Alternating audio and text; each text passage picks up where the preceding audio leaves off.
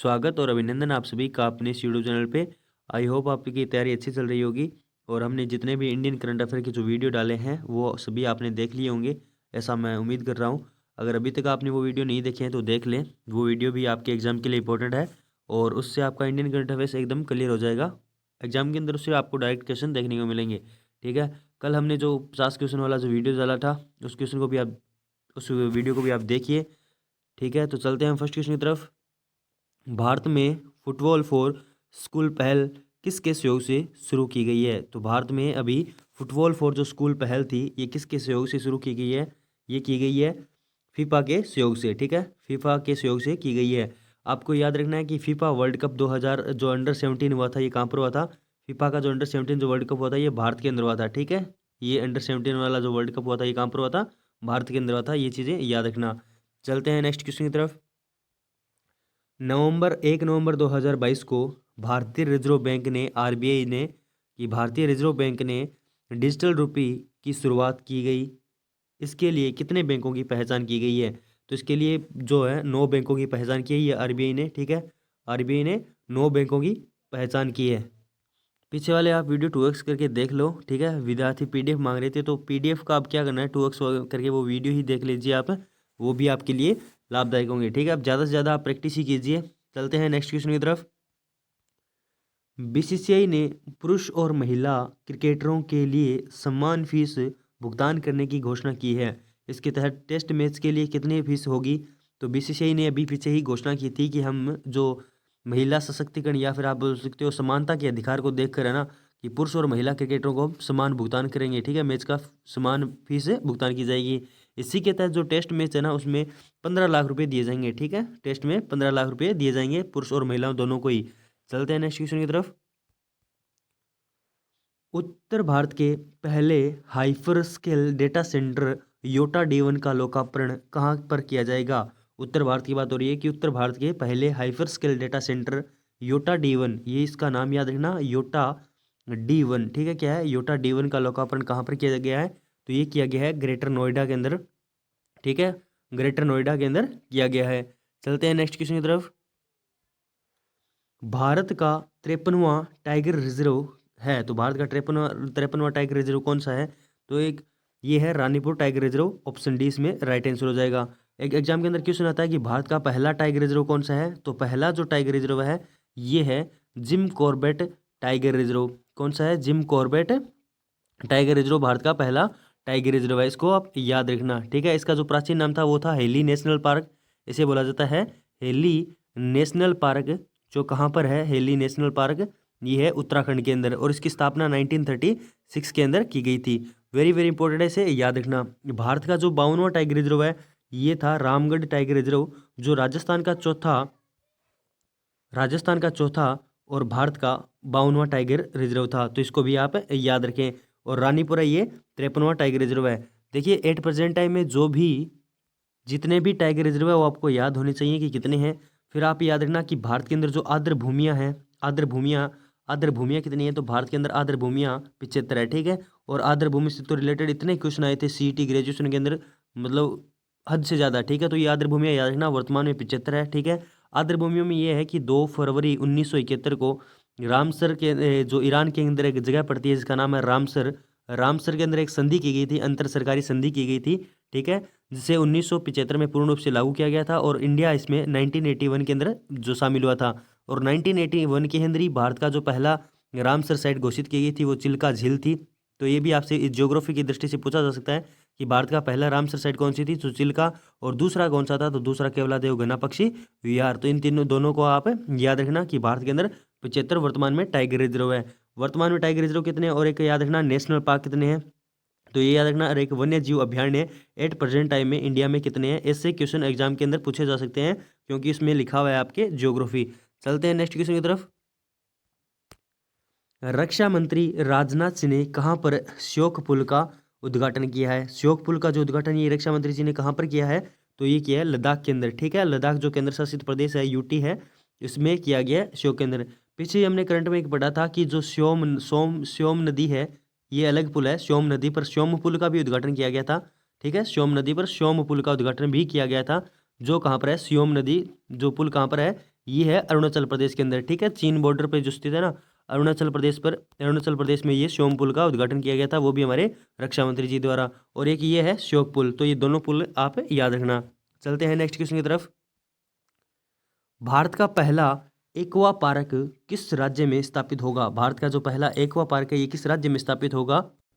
ये स्थापित होगा अरुणाचल प्रदेश के अंदर, ठीक है। भारत का पहला एक्वा जो पार्क है ये अरुणाचल प्रदेश में स्थापित होगा। चलते हैं नेक्स्ट क्वेश्चन की तरफ। आई होप ये क्वेश्चन आपको अच्छे लग रहे होंगे और आप इन क्वेश्चन को एंजॉय भी कर रहे होंगे, ठीक है। तो आप इन क्वेश्चन को ज़्यादा से ज़्यादा देखिए और पीछे वाले भी वीडियो देख लीजिए, उनसे आपको एग्जाम के अंदर डायरेक्ट क्वेश्चन मिलेंगे। चलते हैं नेक्स्ट क्वेश्चन की तरफ। इंडियन पोस्ट पेमेंट बैंक ने भारत का पहला फ्लोटिंग वित्तीय साक्षरता शिविर का आयोजन किस शहर में किया है? किसने? इंडियन पोस्ट पेमेंट बैंक ने। और इसी का हमने, अगर आपने कल राजस्थान करंट अफेयर की क्लास अटेंड की हो तो इसका हमने जिक्र भी किया था कि भारत का जो पहला फ्लोटिंग वित्तीय साक्षरता शिविर का आयोजन किस शहर में किया है? तो ये किया है श्रीनगर के अंदर, ठीक है। श्रीनगर के अंदर इसका आयोजन किया है, तो ये याद रखना। चलते हैं नेक्स्ट क्वेश्चन की तरफ। अभी हाल ही में 13 राज्यों के जो गवर्नर चेंज हुए थे, 13 राज्यों के जो गवर्नर बदले गए थे, उन गवर्नर के नाम याद रखना, वेरी वेरी इंपॉर्टेंट है, ठीक है। उनसे एग्जाम के अंदर क्वेश्चन पूछा जाएगा, पक्का आएगा एक क्वेश्चन। तो चर्चा में रहा डोनी पोलो हवाई अड्डा किस राज्य में स्थित है? जो डोनी पोलो हवाई अड्डा है ये किस राज्य में स्थित है? अभी हाल ही में खूब चर्चा में रहा था, तो ये स्थित है अरुणाचल प्रदेश के अंदर, ठीक है। यानी अरुणाचल प्रदेश अभी इससे रिलेटेड खूब है। एक तो श्योम पुल वाला श्योम नदी पर बनाया गया है, और ये के डोनी पोलो हवाई अड्डा किस राज्य में स्थित है? तो ये भी अरुणाचल प्रदेश में स्थित है। चलते हैं नेक्स्ट क्वेश्चन की तरफ। 2 नवंबर 2022 को इलाबेन भट्ट का निधन हो गया। ये वे कौन थे? अभिनेता थे या खिलाड़ी, वैज्ञानिक या सामाजिक कार्यकर्ता? तो इलाबेन जो भट्ट है ये सामाजिक कार्यकर्ता थी, ठीक है। सामाजिक कार्यकर्ता थी, ठीक है। मैंने वो पोस्ट पेमेंट बैंक वाला उसके बारे में थोड़ा बता देता हूँ, पीछे वाला जो क्वेश्चन था इसमें, कि इंडियन जो पोस्ट पेमेंट बैंक है इसके बारे में ये कि हमारी जो फिलहाल जो राजीविका है जिसका हमने कल पढ़ा था, अगर आपने वो वीडियो नहीं देखा है तो देख लें।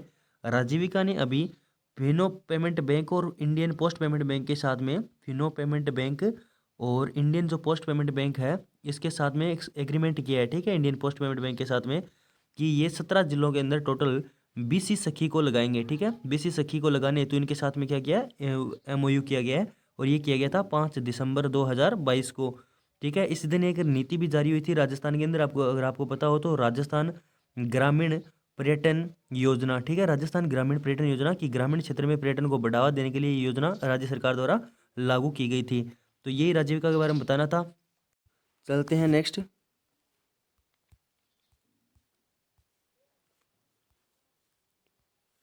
कॉलिंस डिक्शनरी ने वर्ड ऑफ द ईयर 2022 किसे चुना है? तो कॉलिंस जो डिक्शनरी इसने वर्ड ऑफ द ईयर किसे चुना है? लॉन्ड्रिंग, लॉकडाउन, कॉन्स्टिट्यूशन या फिर परमा क्राइसिस? तो इसने किसे चुना है? परमा क्राइसिस को चुना है, ठीक है। ऑप्शन डी इसका क्या हो जाएगा? राइट आंसर हो जाएगा। चलते हैं नेक्स्ट क्वेश्चन की तरफ। विश्व का सबसे बड़ा पांडुलिपि ग्रंथालय किस राज्य में बन रहा है? विश्व का सबसे बड़ा पांडुलिपि ग्रंथालय किस राज्य में बना है? हमने पीछे पढ़ा था ताड़ के पत्तों का संग्रहालय, ताड़ के पत्तों का जो संग्रहालय है ये तेलंगाना के अंदर, और विश्व का सबसे बड़ा जो पांडुलिपि ग्रंथालय है ये किस राज्य में बन रहा है? गुजरात के अंदर बन रहा है, ठीक है। गुजरात के अंदर बन रहा है, इसकी चीज़ को आप याद रखना। गुजरात के अंदर एक गति शक्ति विश्वविद्यालय भी बना था, ठीक है। गति शक्ति रेलवे विश्वविद्यालय को गति शक्ति विश्वविद्यालय का दर्जा दिया गया है। और मैंने लास्ट वीडियो में अंदर आपको ये बताया था कि गति शक्ति विश्वविद्यालय का अभी हाल ही में जो नियुक्त किया है क्या कुलपति, आपको उसका नाम बताना है, कमेंट बॉक्स में नाम जरूर लिखिएगा अगर आपको याद है तो। चलते हैं नेक्स्ट क्वेश्चन की तरफ। विश्व पहली चैंपियनशिप में 11 वर्ष बाद भारत के लिए पहला रजत पदक किसने जीता है? यानी विश्व जो पहली चैंपियनशिप में 11 वर्ष बाद भारत के लिए पहला रजत पदक किसने जीता है? महेंद्र शर्मा ने, गिरीश कुमार ने, मनोज कुमार ने या फिर प्रसन्ना शेषाद्री ने? तो ये जीता है प्रसन्ना शेषाद्री ने। ऑप्शन डी इसका क्या हो जाएगा? राइट आंसर हो जाएगा। चलते हैं नेक्स्ट क्वेश्चन की तरफ। 11 से 15 नवंबर 2022 तक 26वां मालाबार युद्ध अभ्यास किस देश में आयोजित किया गया था? तो 11 से 15 नवंबर 2022 तक 26वां जो मालाबार युद्ध अभ्यास है ये भारत और जापान में आयोजित किया गया था, ठीक है। ये जापान में आयोजित किया गया था। हमने पीछे कई युद्ध अभ्यास पढ़े हैं, अगर आपको याद हो तो वो याद कर लेना। साइक्लोन जैसे भारत और मिस्र के बीच में होता है, ठीक है। वरुण और भारत और फ्रांस के बीच में होता है। सूर्य किरण भारत और नेपाल के बीच में होता है, ठीक है। और धर्म गार्जियन जो है, धर्म गार्जियन ये भारत और जापान के बीच में होता है, इसको याद रखना। चलते हैं नेक्स्ट क्वेश्चन की तरफ। वर्ष 2022 के लिए किसे एतु थाजन पुरस्कार से सम्मानित किया गया है? वर्ष 2022 के लिए किसे एतु थाजन पुरस्कार से सम्मानित किया गया है? तो इसका नाम याद रखना, ए सेतु माधवन को दिया गया है। बालकृष्ण दोषी, इनका संबंध गुजरात से है और इन्हें अभी हाल ही में पद्म विभूषण पुरस्कार से भी पद्म विभूषण पुरस्कार दिया गया था। राज्य टोटल जो है ना 6 व्यक्तियों को पद्म विभूषण पुरस्कार दिया गया था, जिनमें बालकृष्ण दोषी भी एक शामिल है और इन्हें मरणोपरांत दिया गया था। ये बात भी आपको ध्यान रखनी है, ठीक है। और इन्हें 2018 के अंदर जो कला के क्षेत्र में, वास्तुकला के क्षेत्र में जो सर्वोच्च पुरस्कार है, इसका नाम है प्रीतिजकर अवार्ड, वो भी प्रदान किया गया था। मदन गोपाल, इनको राजस्थानी भाषा साहित्य का जो अनुवाद पुरस्कार दिया जाता है वो दिया गया था। राजस्थानी भाषा के लिए जो साहित्य का अनुवाद पुरस्कार है वो दिया गया है अभी, ठीक है। तो इस चीज़ को भी याद रखना। चलते हैं नेक्स्ट क्वेश्चन की तरफ।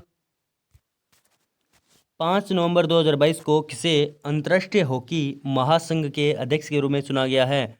तो 5 नवंबर 2022 को अंतर्राष्ट्रीय हॉकी महासंघ के अध्यक्ष के रूप में किसे चुना गया है? शैमुल कौल, नरेंद्र बत्रा, राजीव खन्ना, मोहम्मद तैयब इकराम। तो ये चुना गया है मोहम्मद तैयब इकराम जी को, ठीक है। ये याद रखना, मोहम्मद तैयब इकराम को अंतर्राष्ट्रीय जो हॉकी संघ है उसे का क्या चुना गया है? अध्यक्ष चुना गया है, ठीक है। ये याद रखना। चलते हैं नेक्स्ट क्वेश्चन की तरफ। और अंतर्राष्ट्रीय हॉकी महासंघ का जो भी पीछे वो विश्व कप हुआ उसे किस देश ने जीता था? जर्मनी ने जीता था। ये भी हमने करंट में पढ़ रखा है। चलते हैं नेक्स्ट क्वेश्चन की तरफ। 5 नवंबर 2022 को किसने पहली बार सैयद मुश्ताक अली ट्रॉफी जीती है? 5 नवंबर 2022 को पहली बार जीती है, वो भी कौन सी? सैयद मुश्ताक अली ट्रॉफी जीती है।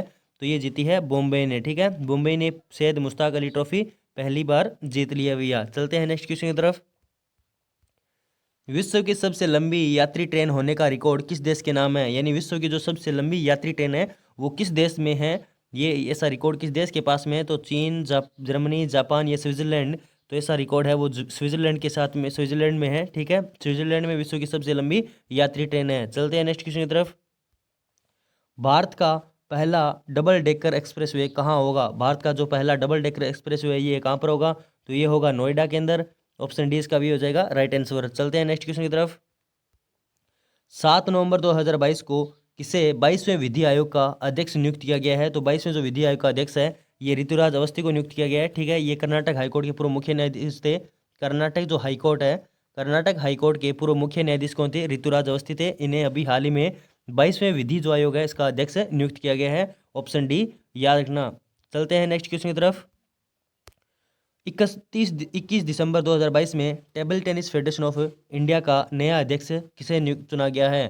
तो table tennis of federation of India का नया जो अध्यक्ष है साइना नेहवाल, सानिया मिर्जा, पटेल नागेंद्र या मेघना अहलावत। तो ये जो अध्यक्ष चुना गया है ये मेघना अहलावत को चुना गया है, ठीक है। चलते हैं नेक्स्ट क्वेश्चन की तरफ। दिसंबर 2022 में भारत में आयोजित दृष्टिबाधित T20 विश्व कप किस देश ने जीता? तो ये जीता है भारत ने ही, ठीक है। भारत ने ही जीत लिया है। चलते हैं नेक्स्ट क्वेश्चन की तरफ।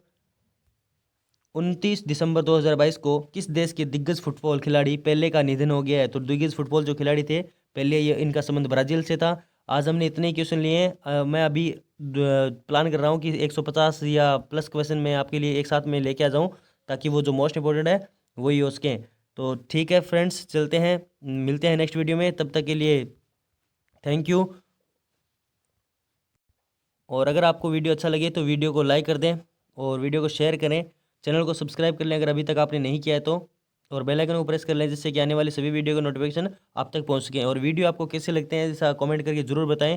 तो थैंक यू फ्रेंड्स, मिलते हैं नेक्स्ट वीडियो में। तब तक के लिए जय हिंद।